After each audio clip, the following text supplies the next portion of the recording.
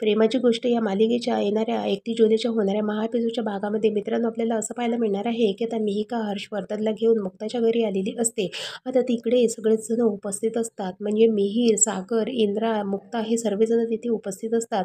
तेव्हा आता मिहिका आता हर्षवर्धनला घेऊन आल्यावर आता इंद्राला मिहिकाचा खूपच राग आलेला असतो आणि इंद्रा आता मिहिकाजवळ जाते आणि तिच्या सनकन कानाखाली एक वाजवते आणि तिला म्हणते की तू सुद्धा त्या सावलीसारखीच निघाली. सावनीने जे काही माझ्या मुलासोबत केलेलं होतं तेच तू आता त्या मिहीरसोबत केलेलं आहे आणि माझ्या मिहीरला तूने धोका दिलेला आहे आणि तूने त्याला तू त्या सावनीसारखीच निघाली आणि तुझ्या आणि त्या सावनीमध्ये काहीच फरक राहिलेला नाही आहे, असं म्हणून आता चांगलंच इंद्रा आता मिहिकाचं थोबाड रंगवते. आता ह्या सर्व गोष्टींचा आता मुक्तावर चांगलाच प्रभाव पडलेला असतो आणि ती खूपच अस्वस्थ झालेली असते.